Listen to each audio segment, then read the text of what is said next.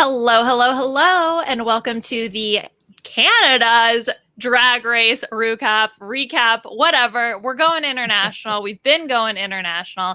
We are here to talk about the latest episode of Canada's Drag Race. That is episode 8, the Makeover episode.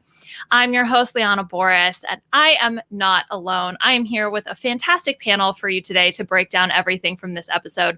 First, we have the wonderful Beth Dixon. Beth, how are you?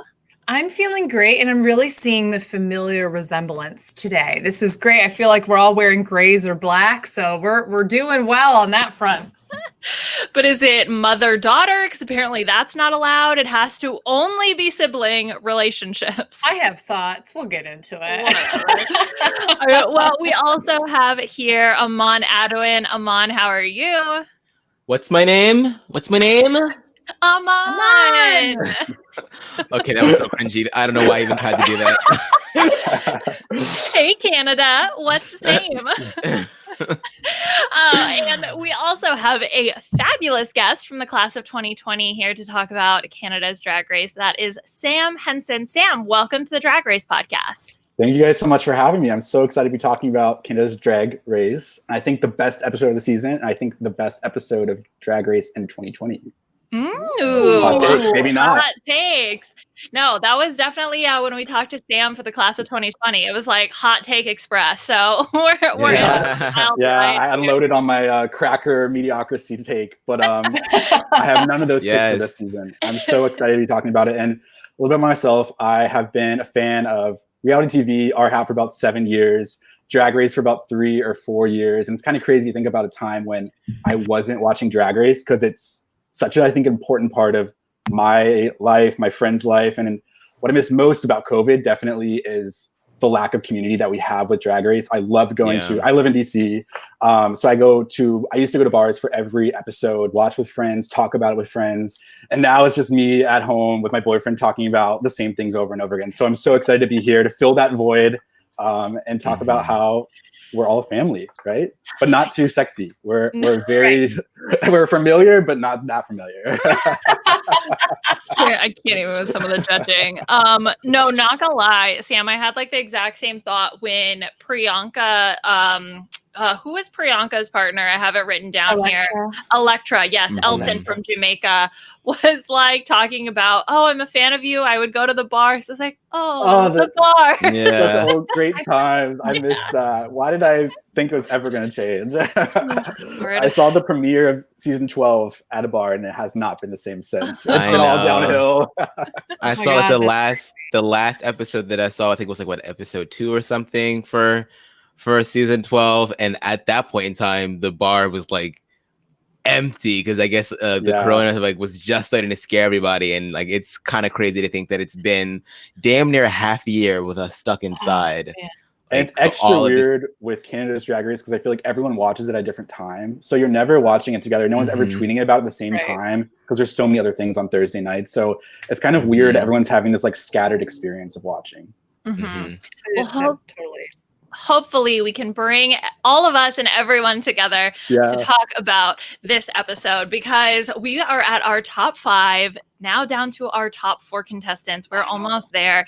And I mean, this is probably, we talked about season 12 having a really strong group of girls, but oh my gosh, I mean, this top 5 is really strong. Even though Scarlet hasn't really won anything except for this mini challenge, she's still a super strong, consistent performer, and everyone else has their strengths. And so going into this episode, I really had no idea what was going to happen. Beth, were you surprised by the outcome here? I was, but I feel like I would have been surprised with just about anybody going. Like, I really... This is probably one of the few episodes where I kind of, on the whole, agree with the judges for the most part. We'll get into a couple things that I'm like, really? But I felt like this was a pretty cut and dry week for who was in the bottom, who was in the top, at least for me. So I wasn't that surprised, but it was still heartbreaking to see Lemon go, because I really enjoyed Lemon this season.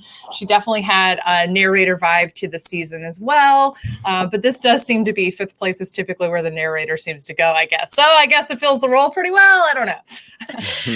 Well, I mean, this is where Ms. Cracker went out in her original season. And Katya and like don't Ben de la Creme, I think. Remind me. Oh, well, Aman, what did you think about the choice of going with the makeover challenge here? I think it was something that we had been potentially expecting, at least the queens were. Yeah, I loved it because, there's double the personality on episodes like this. You get 5 new faces in the room, and when you have competitions like this that are a little earlier in the comp, it gets it's just too much. There's too many faces, too many new names to memorize and everything.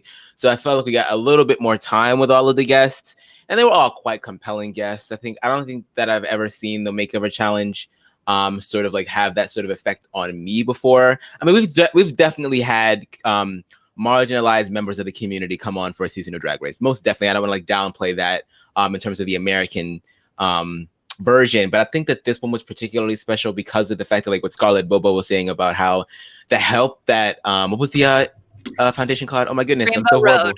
I'm talking about how impactful it was to me, and I can't even remember the name. Rainbow Railroad. Yeah, Rainbow Railroad. Yes. Oh, Rainbow Road. The fact that it's like immediate help and stuff like that, and like you are able to see like the ramifications almost instantly helping somebody's life. I just felt like that was so just very, very important, especially now when a lot of the members, like marginalized people, I mean, they already are going through the ringer, but like imagine like in the middle of a pandemic, and I realized that this wasn't filmed during the pandemic, but like the sentiment still stands in that people that are already downtrodden, they're going to be hit the hardest when it comes to stuff like this. So I can only imagine what kind of help they are giving to people right now. So I just thought that this was a really poignant episode. Mm-hmm. Yeah, Sam, I thought that this was a really great choice to go with Rainbow Road as a charity. It was a railroad. It was something that I was not familiar with. It was so cool to have them, and the people that they brought in were also just so much fun. And to actually hear their stories and to hear what some of them were doing in terms of activism. Scarlet said it like it makes me want to do something too. I think this is why we love Drag Race. There's obviously the fun element to it, but there's also like the really serious element that these are queer people and their voices are being elevated and they wouldn't otherwise be. The group I thought was one of my favorite group of makeover people. They were really fun. They were very cute, and they had incredible stories to tell. And it's better than like any kind of social media influencers or whatever have you. This was one of the best. I think it was it was a nice reprieve because we've had a lot of comedy challenges in a row. And so finally getting kind of a break from that was welcome for sure. Yeah, no Frankie Grande here. No. Far away. Far away. The borders are closed, okay? Bringing up that's a really good point too. I mean, obviously immigration in the United States is a huge hot button topic. And I think that especially we forget about we have so many things that obviously still need progress and change in our country that we forget about those sometimes that are in other countries that don't have access to the same freedoms, even at a basic human level that we experience here in the United States. So knowing that Canada is similar to us in that regard, maybe slightly more open with their borders. Oh, much more. I mean, so my partner lived in Canada for 8-9 years. He's had friends who have come over on the refugee visas. It's just such a warm, welcoming place, despite being so cold in the winter. Yeah. And I mean, we've honestly considered moving there because of so many different wonderful reasons that he's gotten to experience firsthand. So it felt so right to have this be part of the Canadian season. So I really do appreciate that. I really just appreciated the moment for us to take a step back and really listen to some of the stories of people from various different countries around the world who have experienced discrimination and prejudices and just hate in a level that, while there is still obviously issues here in the United States and in Canada, we don't think about, oh, wow, there are people just going door to door, just killing people openly and not having any kind of legal prosecution for that. It was a strong message. And I'm really happy that Canada's Drag Race chose to make that the kind of the center of this episode, was really listening to their stories rather than making it necessarily about like the goofiness that always happens, on a makeover challenge, like when you have influencers come on, so. Although they did stop down for a little bit of silliness because we do have to get into our mini challenge before we can talk about our Maxi challenge here. So we have puppets because what? Everybody loves puppets. Yes. And I love where they got the puppets from, not the glory hole that we normally see on US Drag Race, but it was the Tickle Trunk, which was a Canadian television show.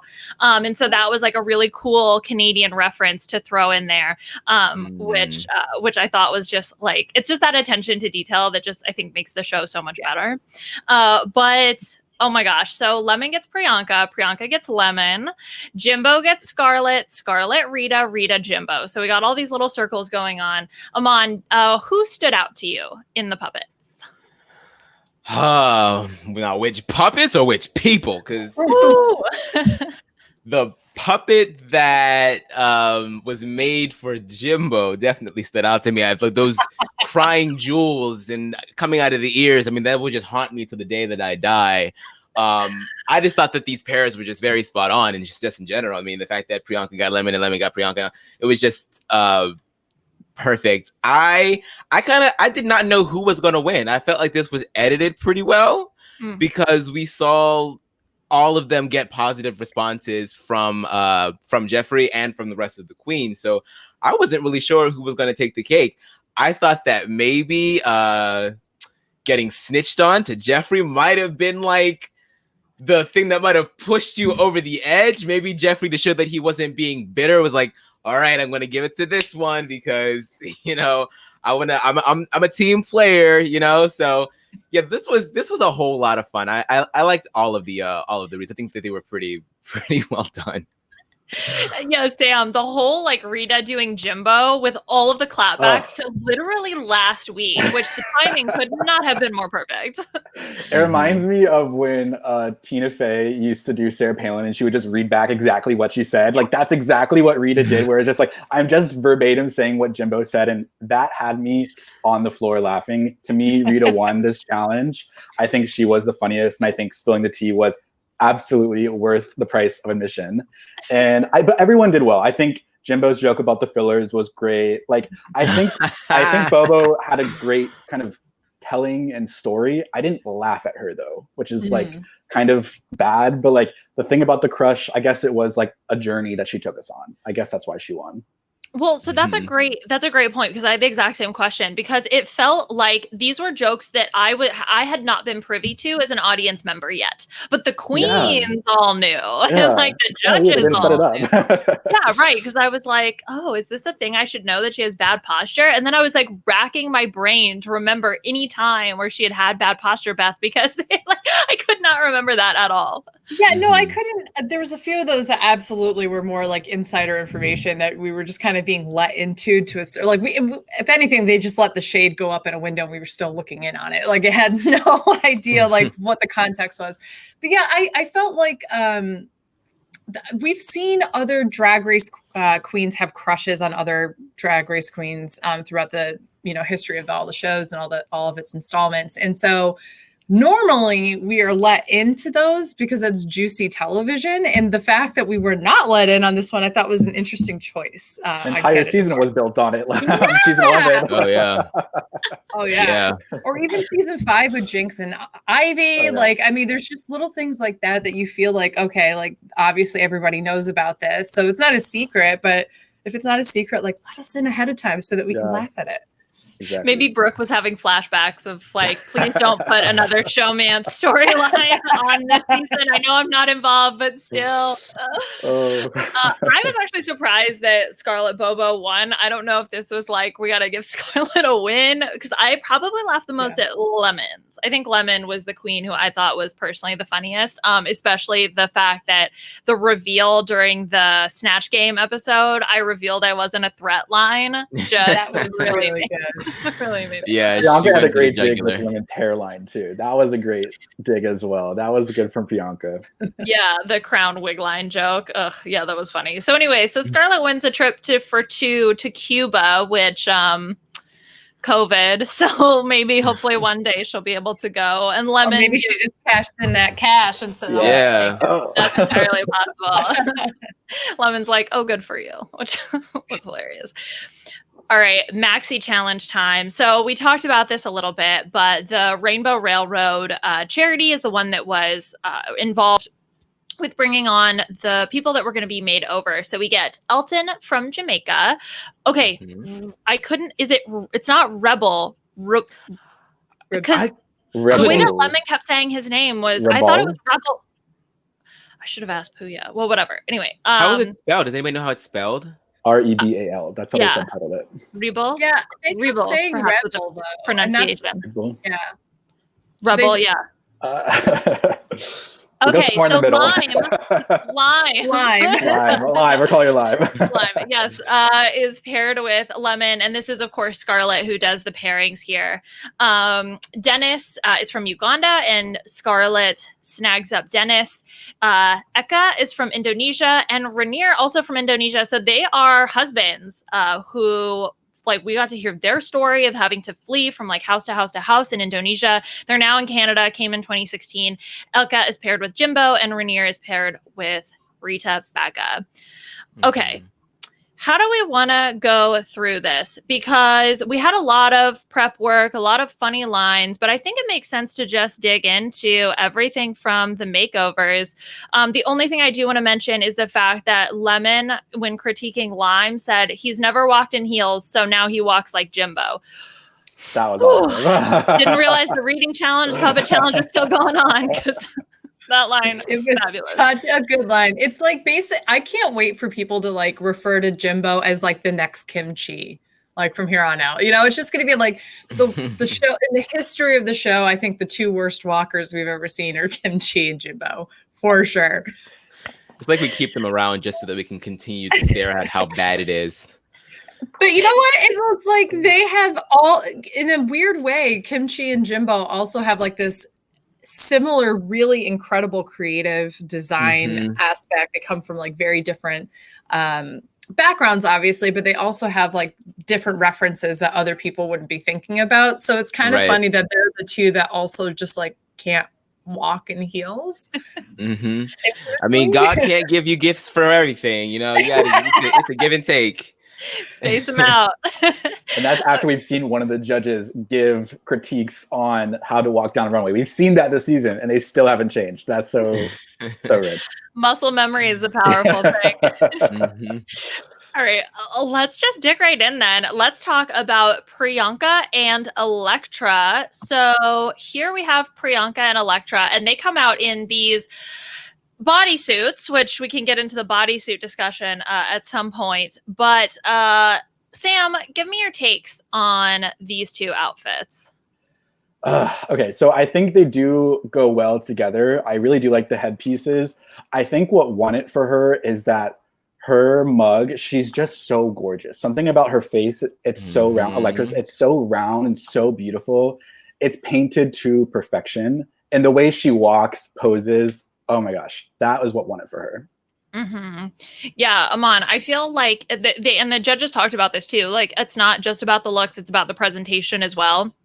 And so the fact that she was able to have that confidence, and then also the tie-in, what's my name? Which is apparently Priyanka's thing this season. I thought that really made it as well. Yeah, I mean, just from jump, whenever Scarlet paired the two of these queens together, the energy was just on a different level.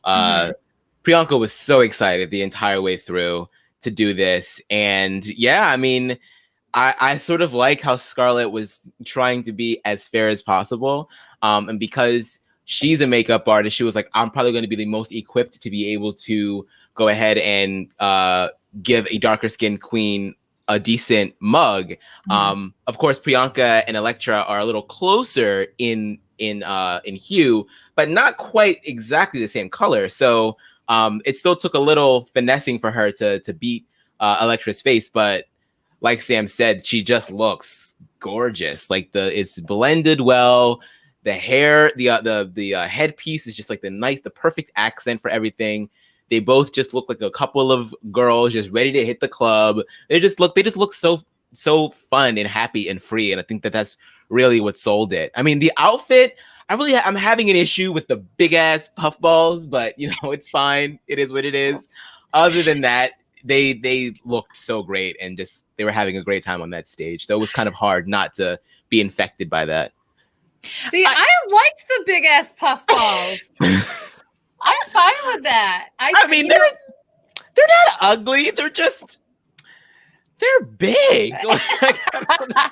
It was my favorite part about the outfit was the puff I like because you know that it's like an ostrich feather kind of look. It's a little different texture than what you would expect for that. That's what I think I liked. I like it with the sequins. You know, like it's like there's some.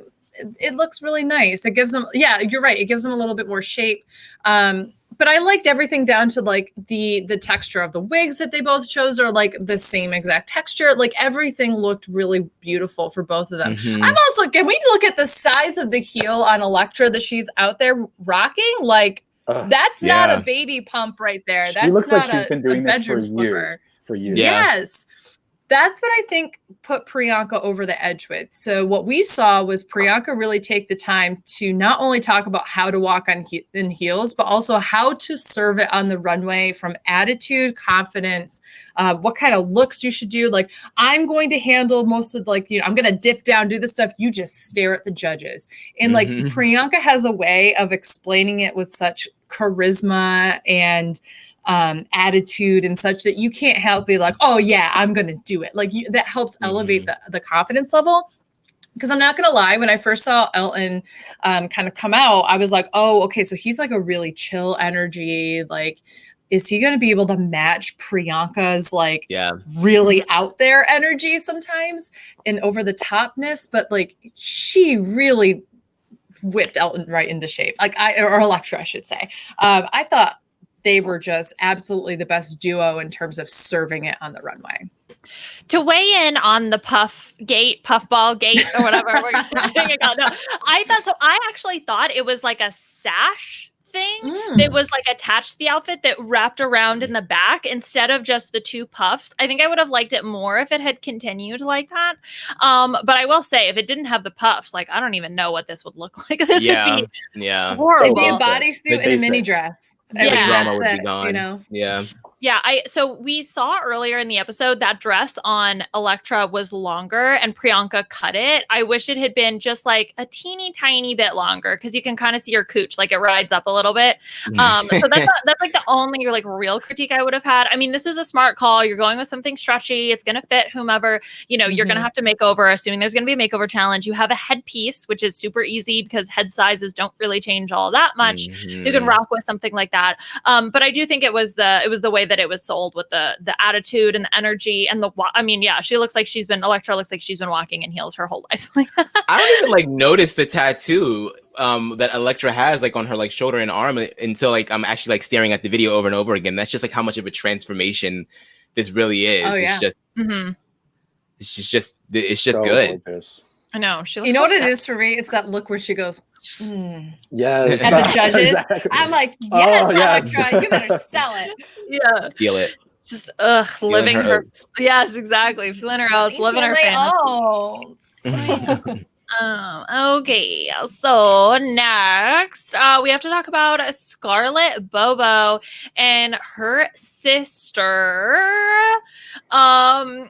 which Violet?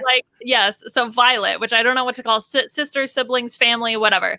It must have been siblings.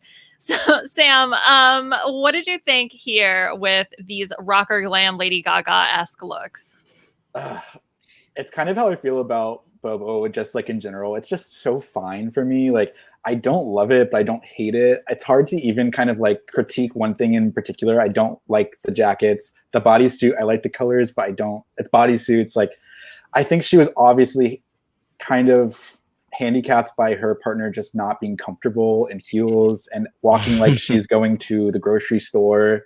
Like, it's just like, these are the limitations she had. She made the most of it. She was not a high placement for me, but she was very kind of middle of the road.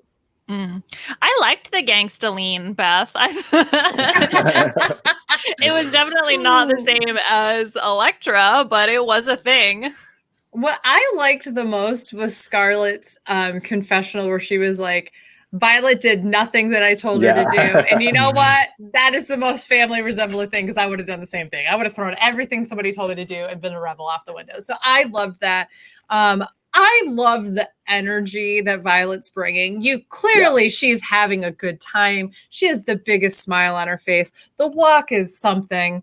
It's a lot of fun to watch, though. Yeah. And it's not so busted that you can't enjoy it. It's because it is so busted you do enjoy it, if that makes sense. So I loved the energy of this. I don't think the jackets go with the bodysuit. I don't like the hair and the bodysuit goes together. The jacket's a whole other look. The shoes go with the jacket. It's a weird look altogether. But weirdly not the worst thing I saw. So I felt like she was definitely like worth being like third and out of the five, like smack dab in the middle for me. It's just a bodysuit with a jacket.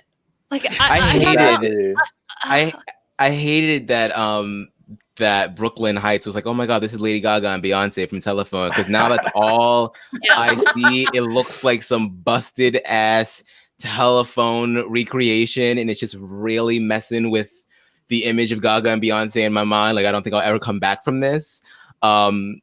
I actually love Scarlet's walk or Violet's walk. I think that it's like comical to the point where it's like, oh, this looks like the one queen that's a bit of or the girl that's a bit of a tomboy, and so her sister actually dressed her up one time, but she still can't shake those tomboy-esque qualities. I kind of mess with it. I like it, but I like that. Of course, Scarlet was saying that like she didn't really do anything that she told her to do, but she made it work for her. She, you see her like being like, okay, now go over there, this way, right? Turn around, come on. Like she's like making it a part of the show. So I felt like it works pretty well. As far as the look is concerned, no.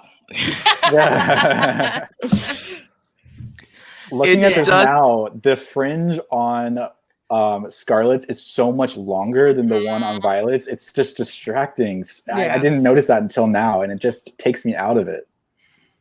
It's like the color scheme for me. I feel like there's no like cohesion here. Like, I mean, of course they have matching bodysuits, but the jackets with the fringe, I don't know. I feel like the jackets are kind of bringing it down. And I know that without the jackets, they would just have the bodysuits, but I'm just suggesting maybe put something else on top of it that complements it rather than those jackets, because I don't know. It's just kind of strange. Okay, that was my thought exactly, because I was like, when I see Scarlet, I'm like, okay, I think I like the jacket, but then when I look at Violet, I'm like, I hate the jacket with it because it's like a bronze color that really just doesn't go with the underlying bodysuit. Yeah, and then also the neck piece on Violet just swallows up her whole neck. Like she just looks a little bit Vanjie with like the head on top of a like shape, you know what I mean?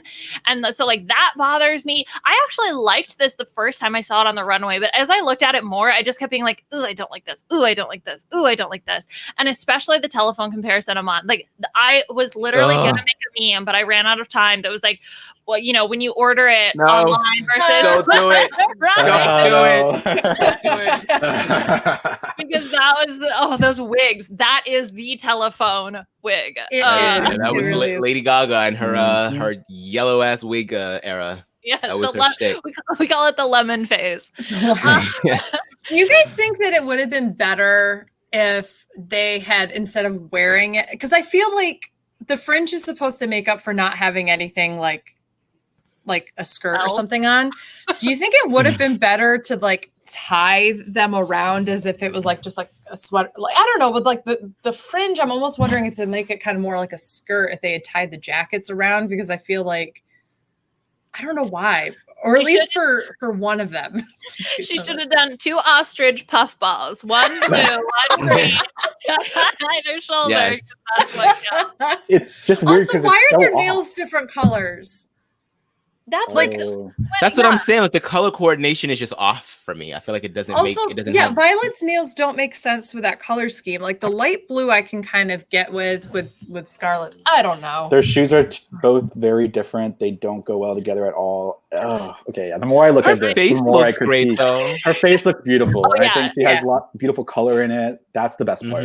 Yeah, no one can deny that Scarlett's one of the best makeup artists on this season. Yeah, I mean, the like color matches, she looks fabulous. So I think that's nothing that I can really take umbrage with. But everything else, there's just like something off about it all. I do like that at least the sashes are like symmetric. So they it's like this V shape.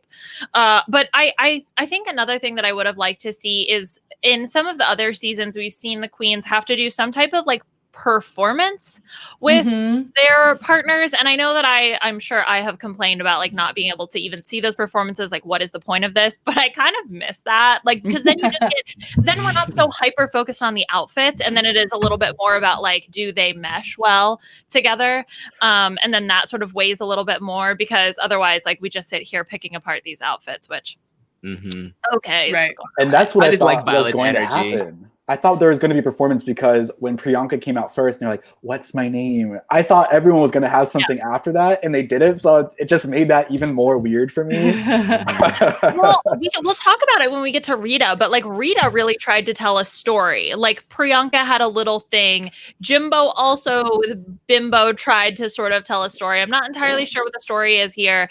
But like a mother trying to coach her child kind of thing, which again, the whole like, maybe we can just stop down and talk about the judging real quick, because the whole concept of like, I wanted them to be sisters, not mother and daughter, didn't even make sense to me at all, because I was like, you're literally calling them your daughter. So, right. But also that was never in the instructions that you gave them. You said familial resemblance, which obviously just means, do they look like they are part of the same family? You did not specify what kind of relationship they need to be. Yeah, and JBC was like, they look like fraternal twins, and that's exactly what I wanted. So like that gives you insight into how they that in the future. Yeah, exactly. He was the one doing the walkthrough. Like if that's what he wanted it, like it to be. Well, what did Lemon and Lime say? Like, what did Lemon say that Lime was going to be? Because did Lemon say that she was specifically going for sisterhood? Because if she did, then she kind of shot herself in the foot. Because then I kind of feel like the judges kind of have some kind of standing. Because if she was like, "Oh, this is going to be my mom or aunt or something," because then you would have had the leeway to sort of be like, they couldn't have been so harsh on the fact that Lime looked older. Right. You know? This is my great grandmother. This is my third cousin once removed. Yeah, I don't know. Like, use the narration to your advantage. Well, speaking of Lemon, let's talk about Lemon and Lime here. So Beth, this obviously Lemon gets sent home this week. Were you as down, I guess, on this as the judges were?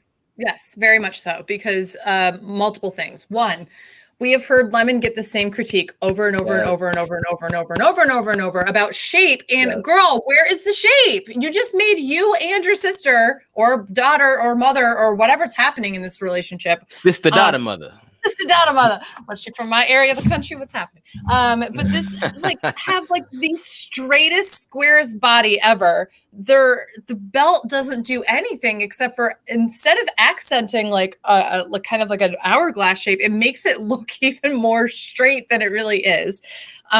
These dresses, like, first of all, the dress length on Rebel or Lime, I mean, does not look good. That really just cuts her off and makes her look like much shorter than she really is. When you do a strap on the shoe on top of it, it really cuts a little bit more off. This was not it. The way she painted her was like not it as well. And there's not the energy that the other couples had, to be perfectly honest. So I kind of agreed that Lemon should have been in the bottom. Do I think that this was a more creative, in theory, like runway to do? Yeah, 1920s, like absolutely. The other ones were bodysuits so far. So when they came around the corner, my initial thought was, oh, something different. And then I looked at it and went, give me a bodysuit, I guess. I don't know. Where are the ostrich feathers? Where are the puffs? Yeah, Sam, I think for me, I love the concept, just not the execution here. And I think there would have been a way for Lemon to be safe this week if that beat was different. She doesn't look like a mother. She looks like a grandmother. She looks so freaking old. And so I think that like, I look at this and it's just, there's no contouring. It's all one shade and she just does not look good. I literally did not even think that was the same person. And I get that it's 1920s, so it was kind of a shapeless era of dress, but at the same time, we've seen this silhouette so many times from Lemon. And I know you can't change what you bring, but at this point, I'm just throw her in the bottom because of that. And I think at the end of the day, it was the makeup that was just her final nail. Yeah. This is a sort of like phone it in type of look. I mean, because they know that the makeover challenge is going to happen, right? So she already had this dress already packed in her luggage. She already knew that she wanted her sister's name to be Lime. She had the gloves. She had the wig. So she already had this prepackaged and ready to go. So you would think, if you don't have to worry too much about the wardrobe of it all, you would think at the very least, the face would be good. But the face is bad. So bad. I'm just a fierce believer as well that like, yeah, the beat is off, right? But you didn't do anything to try to give her anything to zhuzh up her performance, and you didn't do her any favors by having a dress that's too long and like the legs getting caught off by the heel strap too. It just makes her look even older. Like here's an older woman who's getting shorter and she's working her way on the runway. Like you just didn't do yourself any favors. It's the lemon. It's the lemon. It's what lemon looks like before she's ripe. Just nice and green. Okay. In the workroom, Lemon was like, I've made over 7 sisters for a pageant once. And they show this picture of 7 queens that look nothing like Lemon at all. And I was like, oh, we are in for a treat, I think, because this is not going to go the way she thinks it is. If that was some photographic evidence, that was definitely... That was shady. That was shady editing incriminating. That was some incriminating evidence right there. That was shady. I just wish that they had, like, in addition to the picture, done the emoji of, like, the side eyes next to it, like... Oh my God, that was so funny, especially because it was just like this busted ass drag, like so bad. And it was supposed to be for a pageant. Yeah, like out of it was just so funny. Lemon, I mean, Lemon talks about like unearned confidence being part of the Lemon brand, which faux show, I completely agree, is like definitely part of who Lemon is and what Lemon brings. Unfortunately, I don't think that necessarily got translated over to Lime. And the more I look at poor Lime's face, like so old.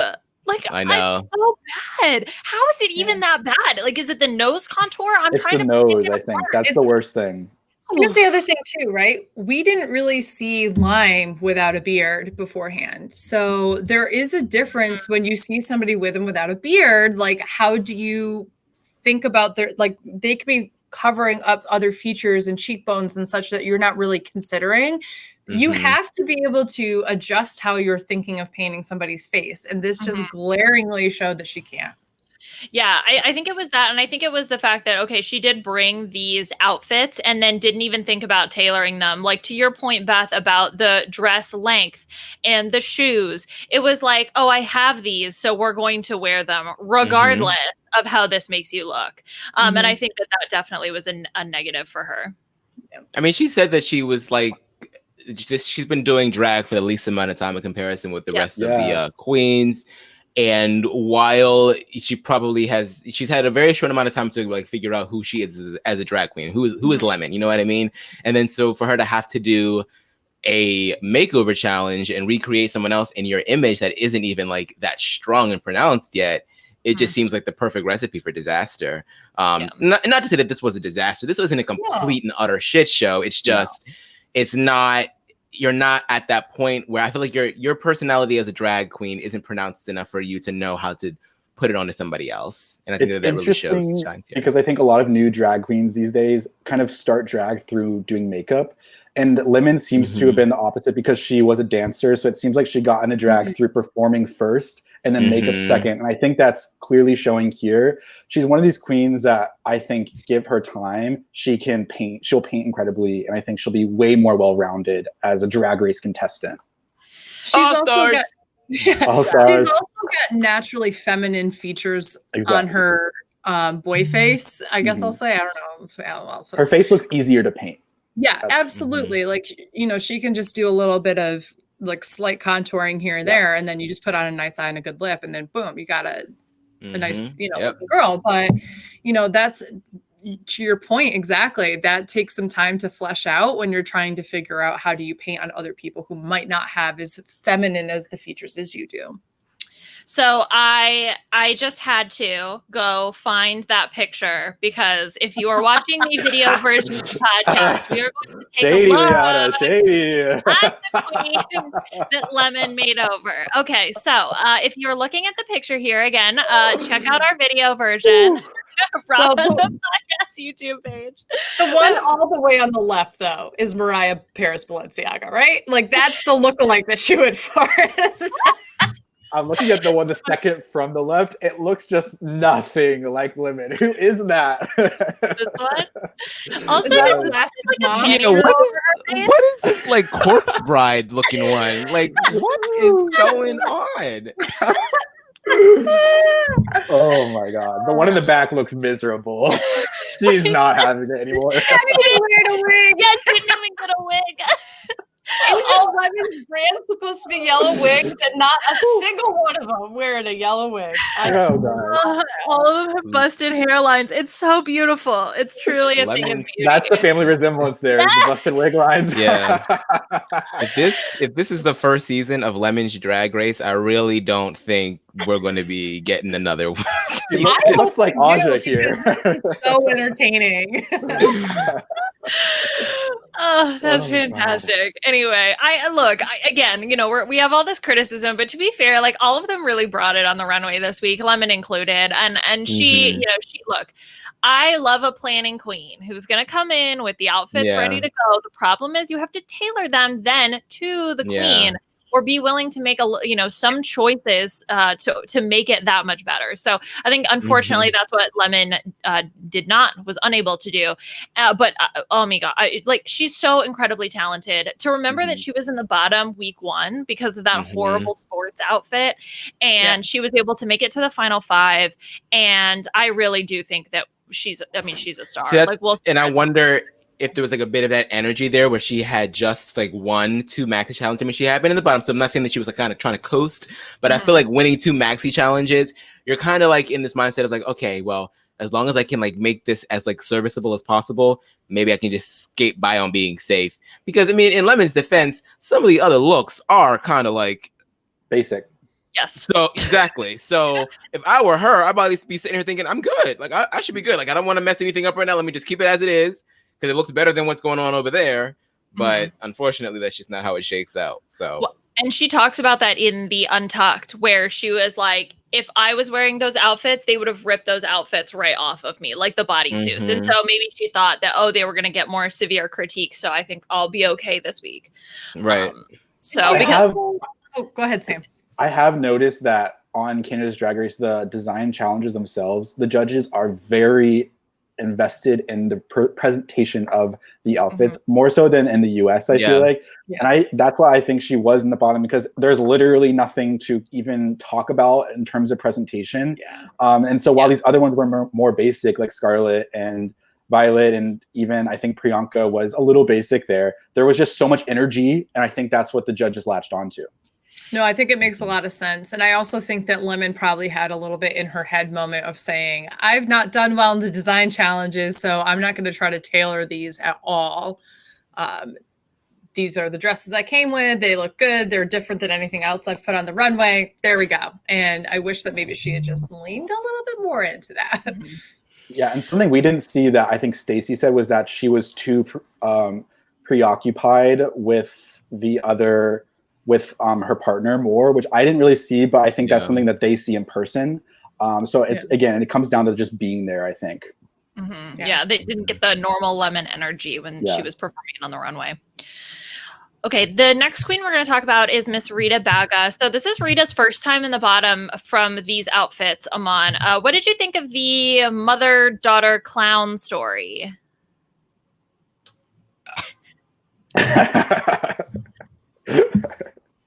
Okay. I mean, kudos. okay, for having a story, for having some drama here. I loved the sort of like monochromatic black and white type deal that she had on, and then she chose to elevate her sister and give her a bit more of the colorful ensemble. I have to agree with Priyanka when it comes to that makeup. I feel like in a lot of ways, the nose was able to hide a bit of that face. I think that it's an interesting choice. It's a bold choice. I can't decide what her daughter looks like between like Pinocchio or like Sailor Moon. It's just it's a weird ensemble, but I applaud the effort. I'll say that. I think, Sam, I think that was kind of like a benefit to her, the fact that you're going to try to paint like a clown so it can be super bold. It doesn't have to be blended. It doesn't have to be soft. I don't know if that was strategic, but I thought that's maybe what she was going for. Yeah, there's so much going on here. And when I look at this makeup, Rita's had a lot of drag children. To me, this makeup looks like makeup you see at a drag queen in a dark club. It's just so exaggerated and so kind of just like over the top, something you'd only see in like a dark club. Lights would make this look better. And so I think, I don't know if she just doesn't know how to paint for Drag Race and these cameras on someone else. To me, it's just so overbearing. And then when I look at everything else going on, I don't understand the story. I don't understand how any of it kind of fits together. I hate the blue and the red colors. They're just so ugly to me looking at those. Like I like the gray one way better. I don't know. It's hard to even like think of what I like about this because it's just so plain looking. Oh, it's not what I expect from Rita Baga either at all. That wig, we saw that wig like on display for like whatever the wig company that was like donating the wigs. We saw that on display before they went ahead and did the challenge, and it felt like in a lot of ways they chose the wigs first and then decided to try and find an outfit to match it. It's strange.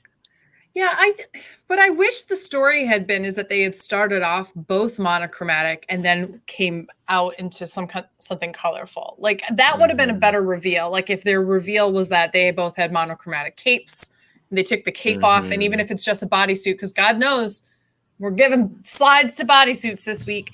If they're colorful and that kind of thing would have been better. The clown portion of it is just, I don't get it. Where did it come from? Like, don't get me wrong. I love a nice little rhinestone little clown nose, but no, take that off. Like you should be like, maybe the story should be like you go from clown to gorgeous, or so, I don't know, something like that. I just felt like she didn't do herself or her partner, her daughter, like any favors. I will say, I think that what's her daughter's name? I forgot. Her daughter's name was Terry Baga. Terry. Yeah. I felt like Terry's shape actually looks really nice. She was able to corset. She did some padding that looked really nice. There was some other padding that wasn't as nice that I saw in other queens, but I thought this was really well. Like it does look like the outfit was tailored to her, even though we know it wasn't. Like she does fit it very well. It's just ugly. Okay, so maybe it's because I have really come to appreciate Rita Baga. I understood what I think she was going for, but I think it was way too complicated for something like this. Because once she explained the story on the runway, like it did make a little bit more sense of what she was going for, but it's just too complicated and too disparate and too different for this type of runway look. Because if it had been like, if she had gone with the black and white outfit as like the old retired clown, like I'm in retirement, you're my child now, let you put on the nose, let you go out and like show your story. I think that would have been better. It was just too convoluted. I liked, again, like I mentioned, the heavy makeup because she was going for the clown thing. But again, if we're critiquing that choice, although the eye makeup on her daughter, yeah, not exactly the best here. So I think Rita did deserve to be in the bottom. I think I felt like I knew where she was coming from, but that could also be my bias. Like I wanted to root for her and I wanted this to be better than it was. because I thought she actually looked really gorgeous. Rita did, despite the heavy clown makeup. Maybe it was just the rhinestone nose that really stood out for me here. Yeah. But it's just I don't know why. missing. I don't know why, but I'm not a big fan of the skirt on Rita's. I don't know if it's. I wish that it doesn't really fit her. Child, okay, you guys, her body, she has to have something higher waisted, cover all that up, okay? But what I was gonna say is, yeah, that's true. I kind of wish that the black portion of it came down just slightly more, and like maybe the skirt came out. I don't know. There's something proportionally wrong about that, and I kind of wish what we've seen a lot, at least in the U.S. Drag Race makeover challenges, is one of the biggest critiques queens often get is you let your daughter, sister, whatever outshine you, and you needed to be the star of it. And I felt like this would have been a better situation for her if she had made the queen, if she had made Terry the monochromatic look, and like she came out and she shined, which I understand what the story was and all that kind of stuff, but it would have been better for her, I think, to look more snatched, to look better, to be colorful, she's the cabaret queen, like show off like what that means. And then it kind of allows, if the other person's monochromatic, to not be as confident and such on the runway as you know that Rita would be. It also looks like Halloween costume. 100%. Yeah, it really does. Sorry, it just really That's that blue and red. It's so Halloween. Time out. It takes me out. Did anybody else massively roll their eyes when Terry put on the cape and went, "I feel fabulous already"? I was like, girl, if you think that is fabulous, go to a Spirit Halloween store when they're open in 2 days and see how you feel with a vampire cape around your neck. You are gonna live. Like, I was dead. And then there seems to be two stories happening with this runway. There's like this campy story, and then we later find out that there's this story about holding hands, which that's a beautiful story. It does not go well with this runway at all. It doesn't make any sense to me whatsoever. It's also convoluted. Lost. Yeah, exactly. That's why, like, I was trying to think, I was like, is this, too heady, too Sasha Velour-esque? And I was like, no, I just think it wasn't thought out properly. So yeah. Okay, last queen we're going to talk about is Jimbo and Jimbo's sister Bimbo, which apparently, Aman, they were just too sexy. I mean, they're sisters, all right. They are, something's going on. They are family, okay? They are close family. The transformation was there. I did not recognize Bimbo in drag. I was like, oh, holy shit, who is that? So the padding was there, the corseting was there, the makeup was there. The wigs were kind of choices. I kind of had a problem with the wigs, but I love latex. I'm a sucker for latex. I'm a sucker for some chaps as well.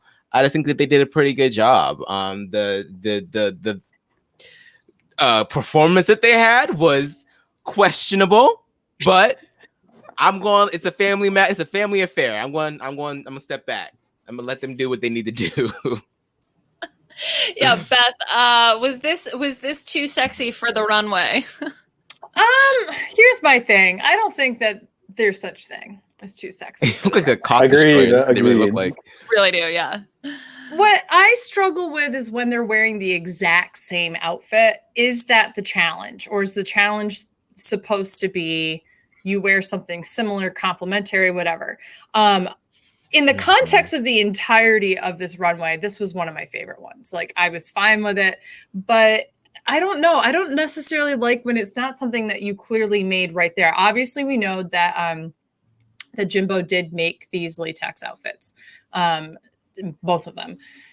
But I kind of have this moment of like, well, of course, whoever you choose is going to look exactly like you because you have the exact same outfit from head to toe. The boots are exactly the same. The undergarments are exactly the same. You're both wearing fishnets. You both have big boobs. You both have everything is exactly the same. That to me doesn't necessarily scream family resemblance. It just screams we're twins in the sense that anybody can just do that. So I guess that's what I wish the criticism had been. I wish that there was something to differentiate who you two are, because even in identical twins, there were things that differentiate who they are, right? So there's nothing here that screams bimbo, and there's nothing here that screams Jimbo. It's just Jimbo and bimbo. Maybe that's too harsh of a critique. I don't know. That's just my thoughts on it. Well, like, didn't Jimbo do a really sexy character in something else, and they like loved it? What was that? Do either of you remember? Wasn't it the it was one of the acting challenges. Yeah, it was one of the acting challenges, or one of the performances where she like did her full padding and was super sexy, and I think got positive critiques from the judges. It was last week. It was the pageant. Yes. Yeah. Oh, yeah. Right. She's playing the sexy character. Yeah. I felt like this was kind of an extension of that, Sam. And so then when the critiques came out, I was like, wait, what? I don't know. I didn't quite get it. The critiques were so off. And Beth, I agree with what you're saying, but at the same time, I just freaking love this runway. I don't know what it is. I think it was just the fact that they were giving me something to look at other than boring bodysuits. And her beat, I honestly did not think that Jimbo had it in herself to paint that way, because she paints herself so white. I didn't know that if that was a choice. And looking at it now, it clearly is, because her partner's face is just so gorgeous. She looks beautiful, and they just walk so amazing. And I love the sexy story. And then when they got the critiques, the judges were contradicting themselves in their critiques. At first, Stacey's like, I see the camp, but I want to see glamour next. And then later on, when they were critiquing, they said, oh, we just missed that Jimbo campiness. And to me, it's very clearly there. Like, it's a very sexy, it's silly that they're twins and being sexy together. That's the whole thing. And that to me is Jimbo as a whole. I think at the end of the day, there's just some disconnect with Jimbo and the judges. They always seem to be wanting something other than what she's giving them. They want something that's just not what Jimbo is. I feel like it's a false image in their head of what they think Jimbo's drag is. And this, to me, is Jimbo's drag. It is, as a whole, yes, they're very similar. I think maybe they could have even had one brunette wig and one blonde wig, and it would have been different. But looking at this bit now, it's just so much more rich than I think any of the other presentations here.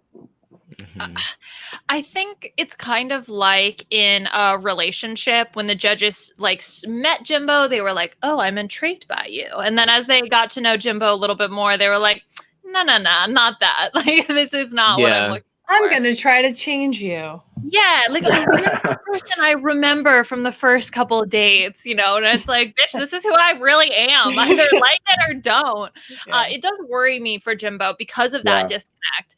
Because I think like this was sexy and campy, and okay, you can make the incest jokes all you want, but like I kind of liked it, and it was fun. The are you allowed to look boring? It wasn't boring, right? Exactly. It wasn't a bodysuit. It was much more complicated. Like being able to fasten the latex in that way, because we know that she did make the outfits, as y'all pointed out, I think is something that adds an extra level of complexity to it, which makes me appreciate it that much more. So I appreciated this. I didn't quite understand why she was in the bottom, because the critiques felt just odd. If anything, and I don't know if I made myself clear on this, this is my favorite runway out of all of them.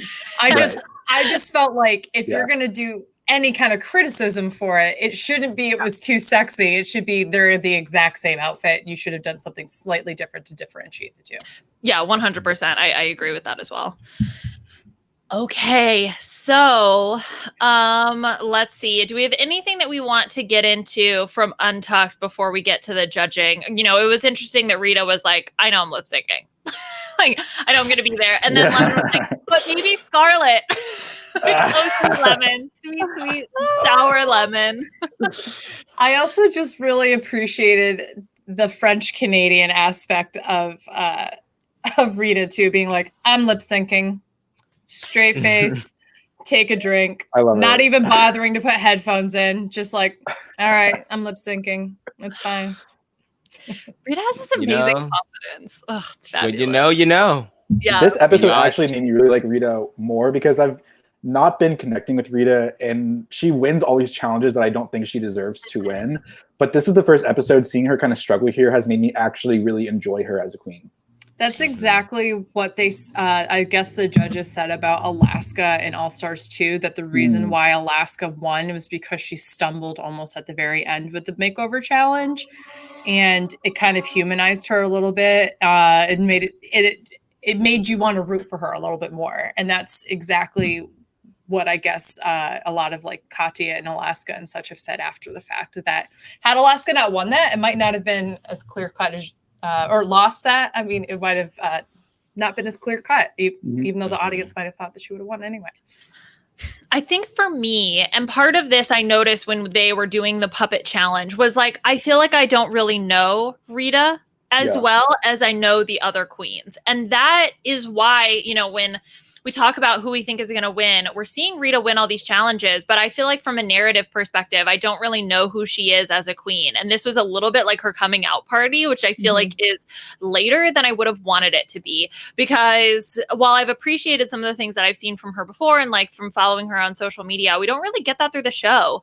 Like her whole obsession with hot dogs, she got like a sponsorship from Maple Leaf Hot Dogs. And they like sent her a bunch of hot dogs. That's so funny. Why do I not know this? You know, like why is the show not telling me this?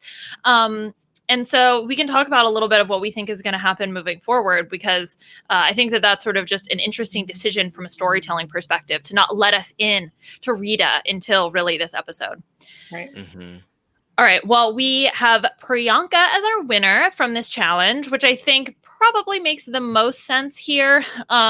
Scarlet is safe. I thought they may give it to Scarlet based on the judging, just to like give her a win. They gave her the mini challenge win, but apparently that was enough. Jimbo's declared safe, and we see Lemon and Rita in the bottom. This lip sync. So the fact that we had a split screen, and I've been able to capture it here for the video that we're going to watch. The fact that they had the split screen of the two queens next to each other performing, which I swear is in the video as it doesn't play. Yeah, there we go. Like, I think that to me just shows that this was a super strong lip sync because Sam, they were performing to Alanis Morissette's You Oughta Know, which is a great lip sync song. And I'm shocked we haven't seen it yet. Oh, it's great. And I think this is definitely the best lip sync of the season. I've had some kind of issues with the Canada's Drag Race lip syncs because, look, they've paid for these songs. They're going to play these songs. The cuts are too long. Typically, these queens get really tired by the end. And myself as a viewer, I'm tired of watching them by the end. But this one had me the entire way through. There was nothing in All Stars that compared to this. Nothing in season 12 that even came close to this. This was what you look for in a lip sync. And I'm just so glad we got one this year. It was everything. Yeah, there was definitely, I mean, you guys know I've been very kind of harsh on some of the other lip syncs where people are like, I really liked it. And I'm like, they didn't emote the right way that I wanted them to, or whatever the case might be. I felt like both of them emoted the song, embodied the song great, but they did it in their own unique ways. And what I liked the most about this is, to your point earlier, Liana, I felt like I got to know Rita a lot more in this performance alone than any of the challenges that she's won. And also, if she can make lip syncing in that outfit look good, then she deserves to win the lip sync. Absolutely. And what I love most is that if this were the US, it would have been a double save. And 100%. I love that it just adds so much more stakes to this lip sync that one went home and one did not. I was watching, my boyfriend was like, they're both saying. We got the split screen. And when it didn't happen, it just made it so much more worthy of being in that top tier of lip syncs, I think. Definitely. Yeah, Aman, I was captivated by Rita here, I think. I don't know what it was, just her power came across on stage. You know, Lemon's still a strong performer, but for me, I think Rita was the one, and it makes sense like why she won in the end. See, I kind of thought that Lemon kind of edged her out just a bit, and not just because of like the acrobatics of it all. Because I mean, there is something. I mean, it's become. I feel like this juxtaposition is becoming so much more pronounced the more Drag Race that we get, with, you know, the girl that tries to give you more of the tricks and the girl that tries to give you more of a rooted emotional performance. But I felt like Lemon did both. I felt like there were peaks and valleys to her performance, whereas Rita was just a bit one note for me. It was just walk this way, walk back to the judges, walk to the back of the stage, walk back to the judges. And not saying that the lip sync was bad. She definitely was giving it to you. But I felt like Lemon was just a little bit more. I felt like she knew that there was a big possibility that she was probably going to be the one to go because Rita had never been in the bottom before. And Rita also has some Maxi Challenge wins. So she knew, based off a track record alone, I really got to give it to you. And I feel like she did. So I was kind of surprised by the time the results got read. I mean, I know that, in terms of like report card, Rita has done better, but we've seen it in the show that report card don't matter. Because if report card mattered all the time, I wouldn't have had to go to bat for Miss Cracker the way that I do. So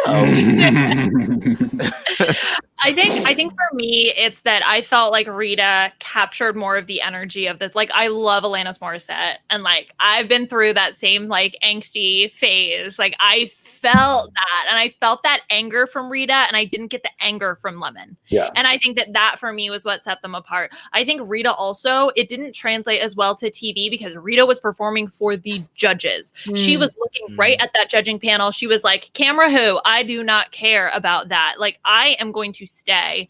And so I think that was just another thing I appreciated. But I agree with what y'all are saying. Like, this was just such a good performance and really, really fun. And I think rounds out our top 5 in such a just magical, like heartwarming way. Do you, you know what? That is a really good point that you said. I think Rita brought the anger and the angst, and Lemon brought the sass and angst, if that makes sense. So I felt like this particular performance needed the anger edge. It's like a punk. Like it's not Lemon's vibe at all. And she did as great, I think, as she possibly could have to this song, But I agree, Aman. I do think that in terms of like putting your whole body into it, Lemon does edge out Rita. They were fighting. They were fighting to the death. Oh yeah. This was a great lip sync. And it's the fact that we could sit here and talk about it like this is also proof of how good this lip sync is. Yeah, 100%. Well, that concludes this episode. Rita stays. Lemon is unfortunately merged them together. That's their couple name if they ever get together. I know that Rita would like that apparently after this episode.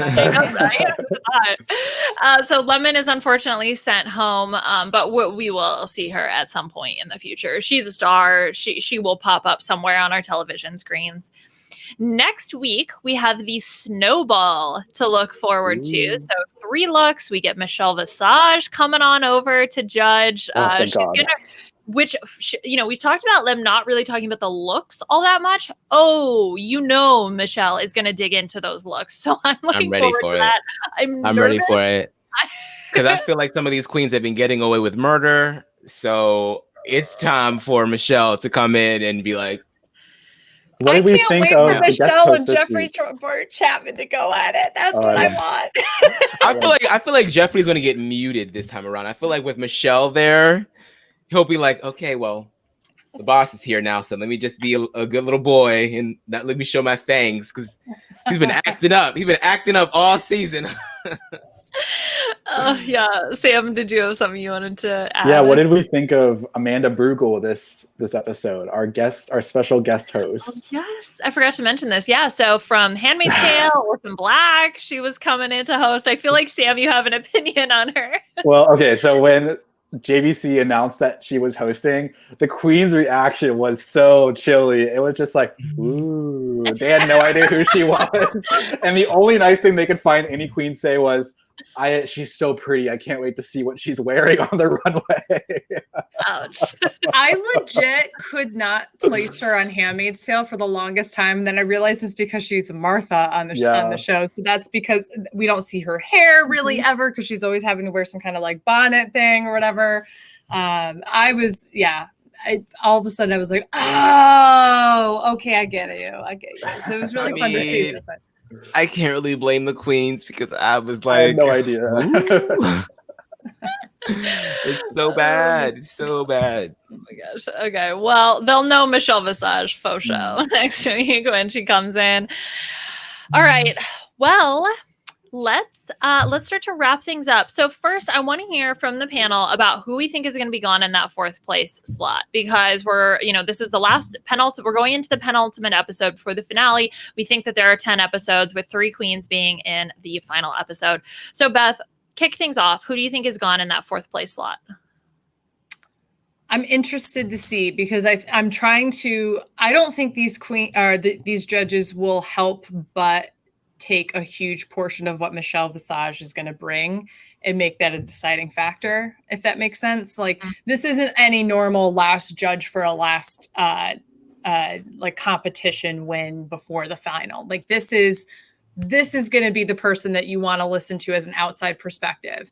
So I'm trying to think who she's going to like. I think that she might, it really kind of depends on what they do. Like, I'm interested, is she going to like Rita Baga?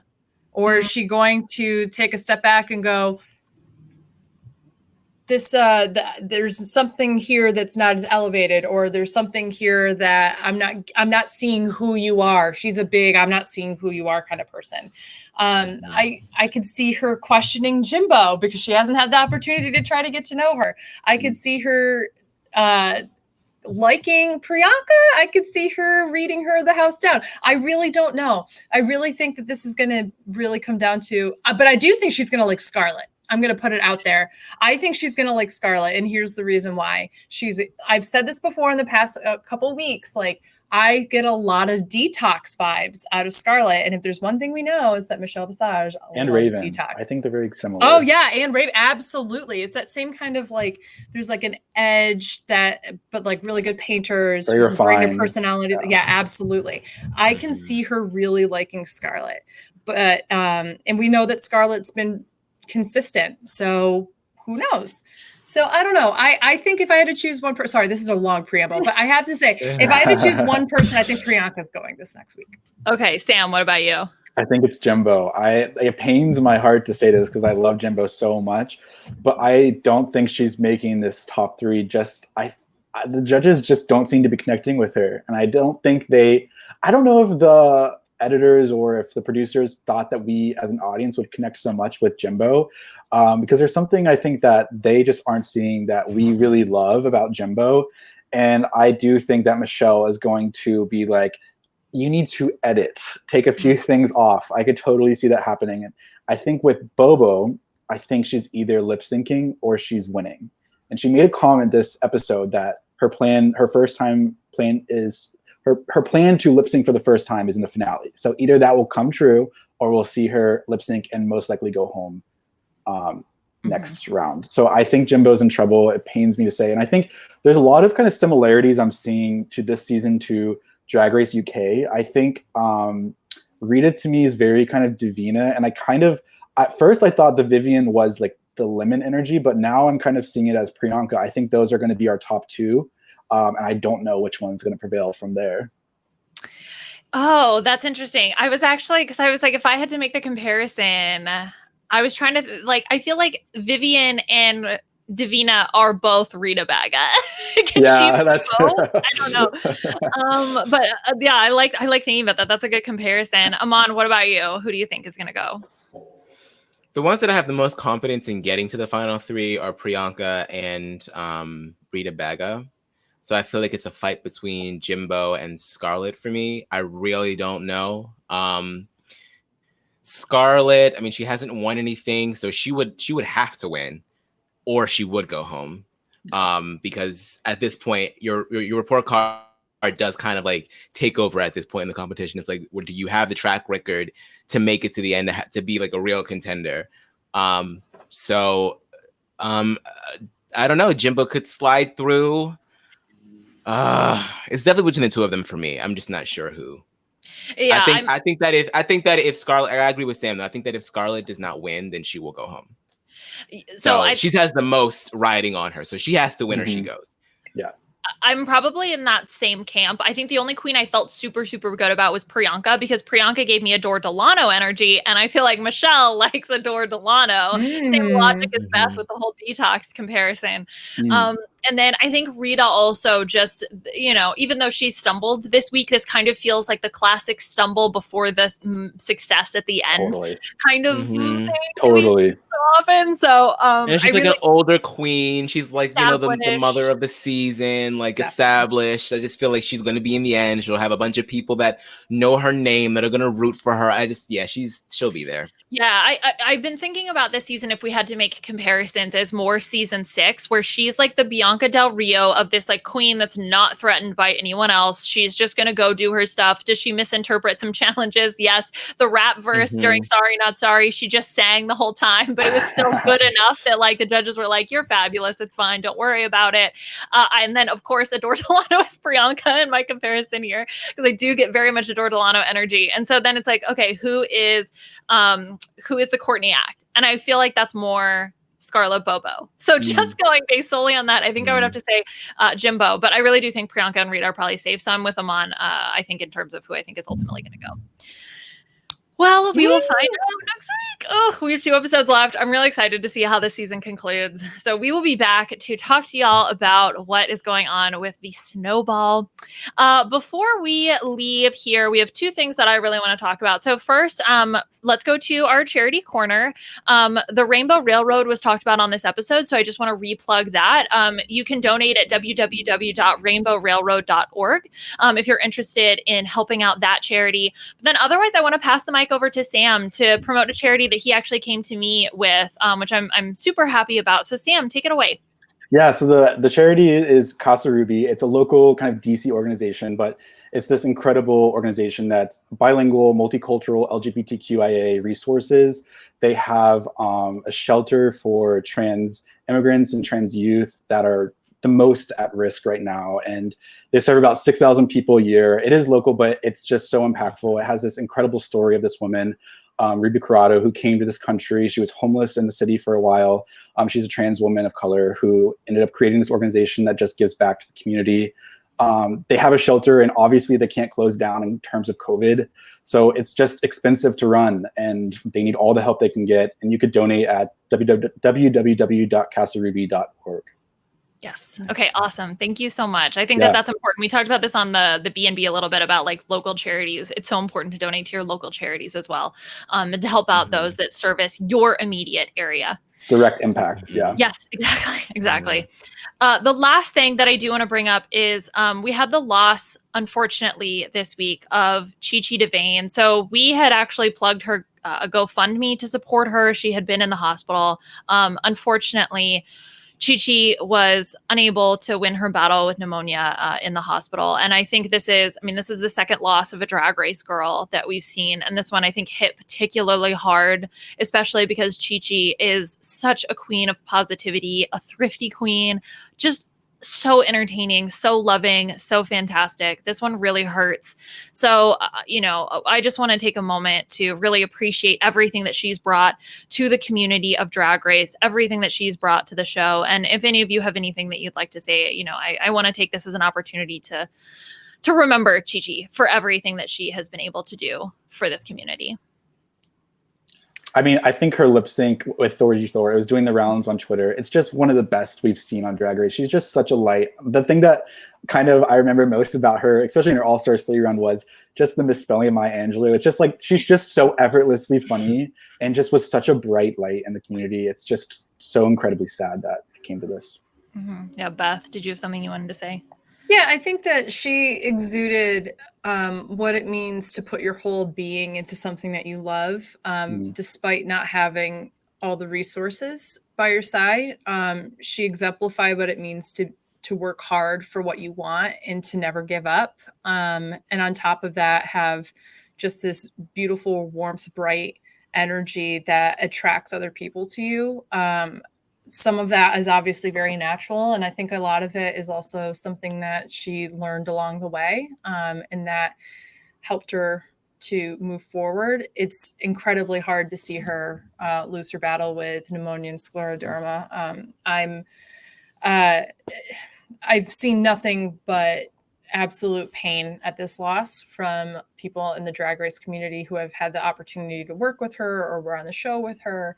And so I just want to send my sincere condolences, strength, and love to all those that knew her. She was one that I never had the opportunity to meet, but really had looked forward to a possibility of meeting her one day. And it's, to know that that won't happen in this lifetime is particularly sad, but I'm very sad for her loss. She was an incredible drag queen and artist. Yeah. I think on that note, let's love, take care of one another. Yeah. These are hard times, I think, for everyone. And so to have, remember that like normal life and normal tragedies are also going on amidst everything that is the crazy world of 2020, to just remember love. Okay. Like we're trying out here. Yeah. Okay. That does it for us on the Canada's Drag Race recap here this week. Well, Sam, thank you very much for joining us, coming on and giving all your thoughts about the Makeover episode this week. Where can people find you on social media, and anything else you want to talk about? I believe my Twitter is at Sam Henson 24. I believe that's what it is. I don't really have anything else to plug. Just vote. That's all I have to say. Just vote. Please. Please. Yeah. Beth, how about you? Yes, you can find me at AugustaWind11 on Instagram, Twitter, and Twitch. I also have been covering Big Brother 22 on my weekly Meltdown, which you can find our shows on Tuesdays and Thursdays. And yeah, that's pretty much what's happening with me. And Aman, what are you up to? Where can people find you? You can find me at Aman Adwin on Twitter and on Instagram. I'm still recording new episodes of The Choir Room with Matt Lagori. So head on over to the Choir Room Pod on Twitter if you would like to get in on all of the Glee action. And rest in Paris, Chichi DeVane. And you can find me on social media on Twitter at Liana RHAP. I am podcasting about Big Brother through the RHAP B&B. So Mike and I got together with Haley Strong to break down everything from this past week of Big Brother, all the silliness. We talked about Ian's Dirk Space Jammer punishment in far too much detail. If you're interested in that, definitely check that out. That's on either the Big Brother thread or the Reality TV RHAP Ups thread. I'm also podcasting about Survivor with the RHAP B&B. We just talked about Token Cheens, the Coach Boot episode, and we are now moving on to the Borneo finale. And we're actually going to have special guest Corey Cool will be back. We've heard him on Drag Race. Now we're going to hear him talk about the Borneo finale. So that should be good as well. There's one other show that I want to plug on our Reality TV RHAP Ups network. Last week, we talked to you about 90 Day Fiancé. This week, we are talking to you about the Mole Patrol. So the hottest show of 2020 is The Mole. At least that's the hot take from the team at the Mole Patrol, a Reality TV RHAP Ups podcast, all about the long gone reality thriller hosted by Anderson Cooper. Each week, Josh Wigler, Jessica Leese, and Brooklyn Zed are on the hunt for the Mole, a double agent among a cast of 10 players vying for a cash prize. The catch is only one of the three podcasters has no idea who the Mole is. Josh Wigler has never seen the Mole. So they are going through it with Josh, never having seen it, while Zed and Jess have, which is such a great time to watch him learn everything as it's going along. So because of this, the podcast is perfect for anyone who has not seen the show and wants a boost of nostalgia, or for anyone who's discovering the Mole for the first time. So you can listen to the Mole Patrol every week and get your feedback into Mole Patrol at robhasawebsite.com. That is Mole Patrol at robhasawebsite.com. And I believe they're doing a feedback episode this week. So this is the perfect time to jump in, catch up, and get your discussion of the Mole going on. I know Beth was super excited about watching the Mole. I've never watched it before. I want to try it out, so I'm excited. And of course, all of this podcasting, Drag Race, the Mole, Big Brother would not be possible without the patrons of Rob Has a Podcast. So please, if you can, feel the need to support us. You can go to patreon.com, check out Rob Has a Podcast. You can get our patron-only podcast feed, get access to our Facebook group, our Discord. There's lots of chit-chat going on, lots of fun activities for patrons of Rob Has a Podcast. So definitely check that out. Leave your star ratings and reviews for us on iTunes, or rate that podcast. And a huge shout out to Scott St. Pierre behind the scenes. That's all for us this week, and we will talk to y'all soon. Bye.